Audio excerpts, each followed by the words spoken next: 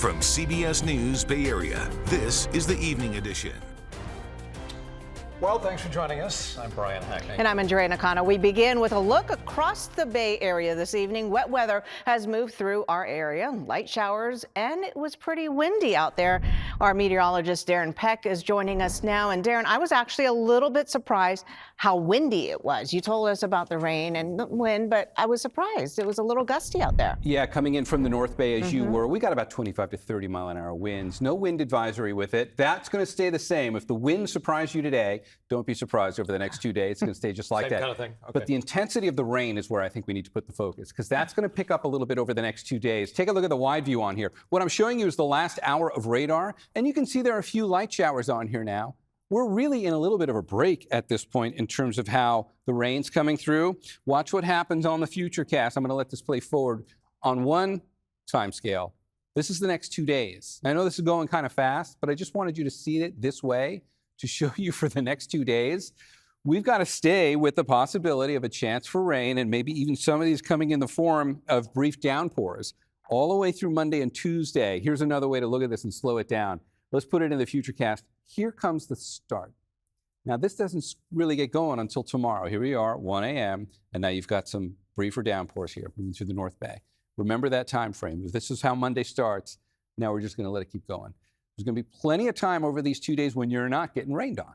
But there's also always going to be the lurking possibility another one of these isolated cells can sweep through your part of the bay and give you a good brief little downpour. By the way, we're already into Tuesday here, and it'll keep going like that through much of Tuesday. I'll show you what this means for rainfall totals. Snow in the Sierra, that looks really good. And wait till you see next weekend. Quite the warm-up coming again. See you in a bit. Andrea, back over to you. So much, Darren. Now to our other top story, hazard lights blinking in the auto industry with crowds flocking to the Bay Area dealerships this weekend. Potential car buyers trying to make that big purchase ahead of Trump's new tariffs, with vehicle prices set to rise at any time. A new CBS poll out today shows that Americans think that the Trump administration is too focused on tariffs and not enough on lowering prices. Dahlin is in Fremont with one of those consumers who also is a new car owner today. All the car shoppers I've talked to say yes, they're well aware of the 25% tariffs. It's why they're here, and the urgency pushed many people to buy today. A big smile from Edgar Cruz as he test drives the Subaru WRX in Fremont. A nice car to drive. Nice car to drive. Yeah. He's been doing his homework on the WRX for the last 3 months and finally decided to come into Premier Subaru of Fremont on Sunday. The plan was exactly to get it in 2 months.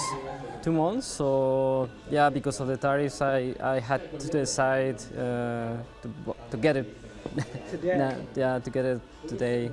So that was the main driver for my decision. He says a 25% increase would add more than $8,000 to his dream car and essentially price him out.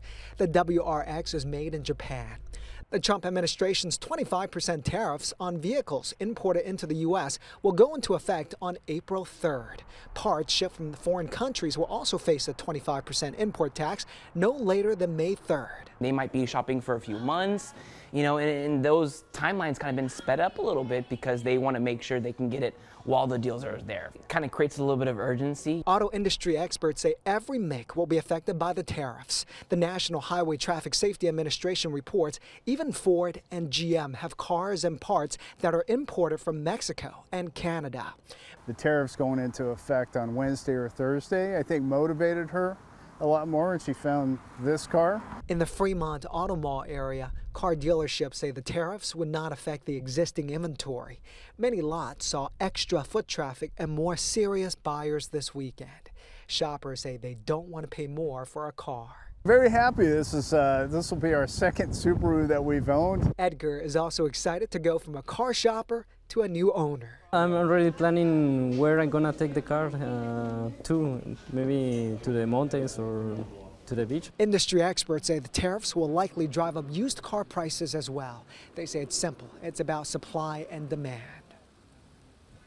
That is Dahlin. We are also seeing response overseas to Trump's tariffs, and today leaders of South Korea, China, and Japan all met to figure out a way to support regional trade. It's a conversation that hasn't happened in the past 5 years. The country's 3 trade ministers agreed to continue negotiations on a South Korea, Japan, China free trade agreement. Andrea? Well, live now to SFO. A week after that 7.7 magnitude earthquake that hit Myanmar, locals are returning to the United States. Our Martinez man grateful to be back in the U.S. after experiencing the quake in Thailand. Cody Clements was on a bus with his tour group going over an elevated freeway when the ground began to shake. He recalls the confusion of the moment. At first, didn't really know what was going on. I know Thailand does have like some infrastructure failure stuff. So my first thought was that the freeway was collapsing, but then seeing the buildings shaking off in the distance, water coming off the rooftops, I'm like, oh, this is an earthquake, a very large earthquake. Clements notes that delays and cancellations made getting back to the USA a struggle for some, and that we should consider contributing to relief efforts for those affected by that quake. And an update on a story we brought you yesterday. Yumi Thaw, a local woman who works at the Burmese Kitchen in Richmond, heard back from her family last night. They are safe, but have been experiencing aftershocks in the area. And these are the photos that they have sent of the damage in Mandalay. And coming up, a high school hockey team from the Bay in the national championship hunt. That story is coming up.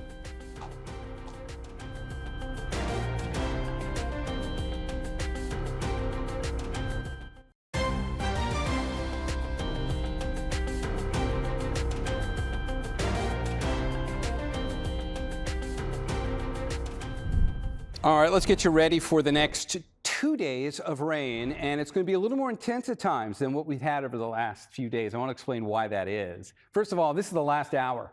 See a little bit of rain up here coming down in the North Bay. There's not a lot to it, scattered showers. You can really think of this as us being in a break in the action before we're about to get a little bit more widespread and noticeable rain. Here's that review again. Watch what happens over the next 2 days. I'm just letting the forecast model show you Monday and Tuesday. It's going fast.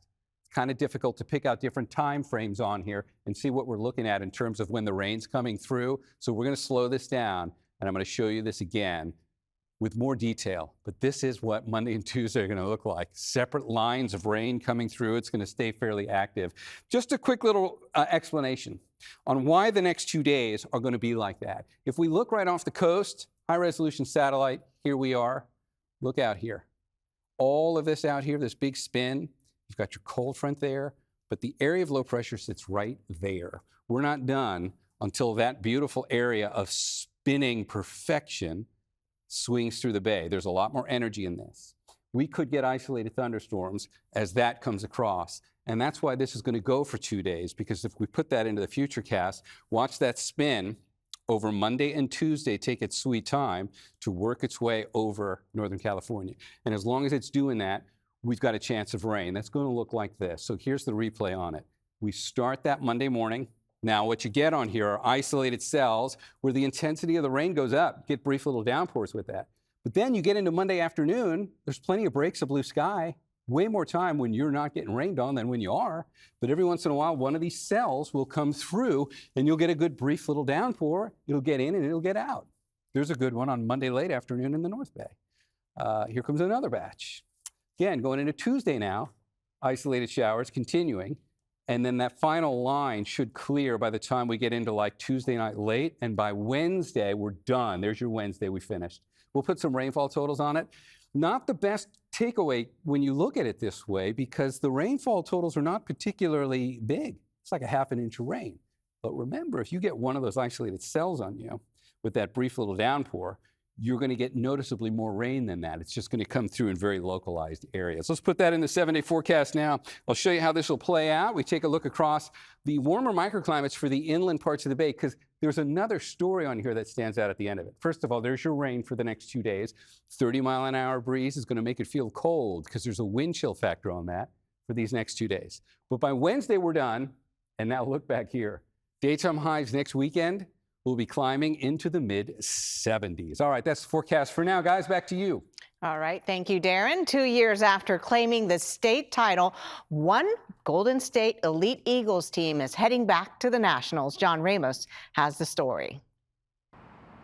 When you talk about championship hockey in the Bay Area, some people might think you're talking about the Sharks, or would they? Sorry guys, this year you're just not part of the elite.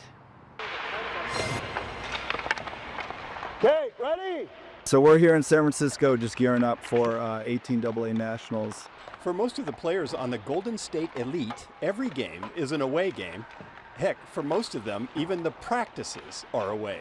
For this team especially, we do a lot of travel here in the Bay Area. We have people all the way from Sacramento down to Monterey. And so we do a lot of travel for practices, for games. And so we're just really excited to get out to Utica and compete. The Elite is a team of players 18 and under. They won the state championship last weekend and are the only team in Northern California to qualify for the national tournament in Utica, New York, starting on Wednesday. Ranked in the top 8 in the country, some team members travel for hours to hold practices in the basement of an abandoned mall in Cupertino. But through it all, co-captains Benjamin Dixon and James Murphy say they not only keep their perspective, but also their sense of humor. Well, I think the most important thing is friendship. I think friendship's the number one, and it kind of starts with us, and it feeds off to everyone else here. Yeah, I mean, as the captains of the team, it's important for us to make sure there's no separate groups, and really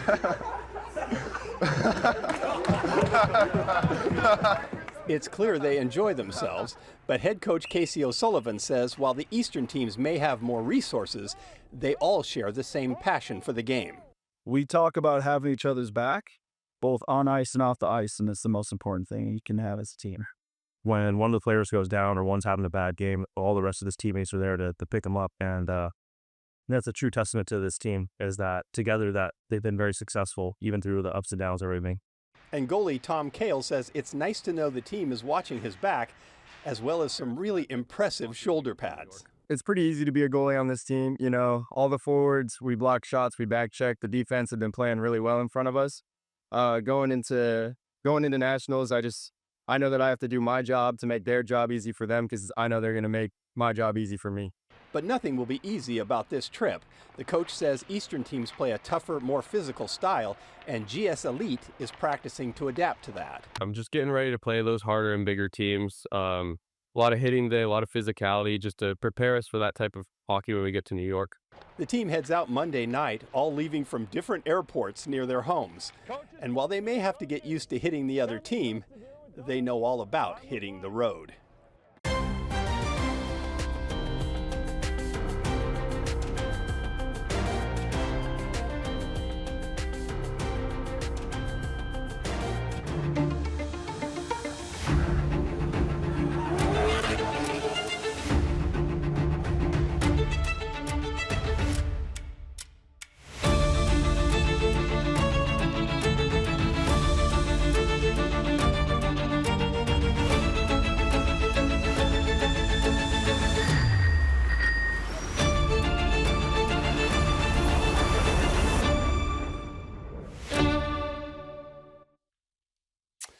Welcome back. Along the San Mateo County coastline, the tallest lighthouse in the state, Pigeon Point Lighthouse, a beautiful sight.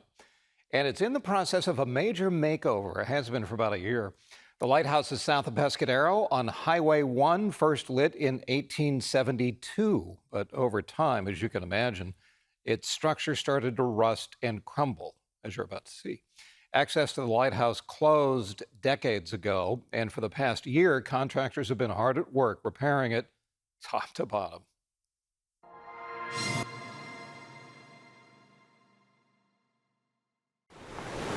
November 11th, 2011, the night the original light went out at Pigeon Point after 140 years.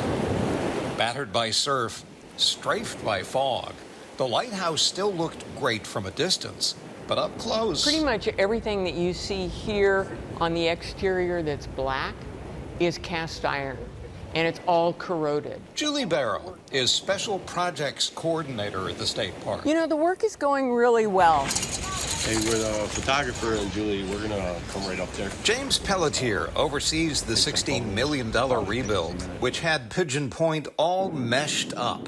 Scaffolding and mesh for more than a year, but it's back. It's a striking sight again. The full body scaffolding came down at the end of January. We were really excited about that.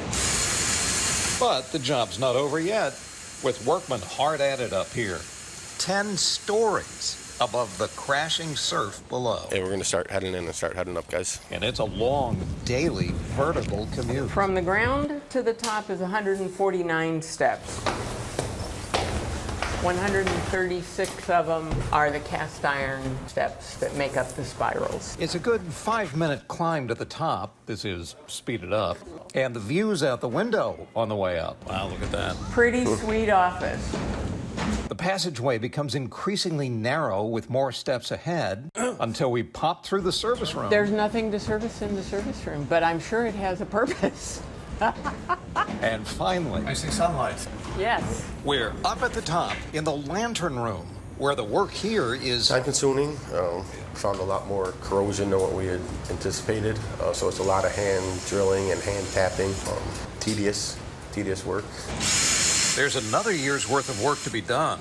And while the workers are doing it, what a view they're treated to at the top. The same view the original lamp in the lighthouse had. Right here is where the 9-foot-tall, 6-foot-wide Fresnel lens sat. The question, if the original lens will ever go back in the lighthouse. We are working towards that goal. We'd like to have the first-order lens restored to the lighthouse. And if the jewel in the lighthouse crown ever does return, no doubt it would leave everyone beaming again. But first, we have to go back down.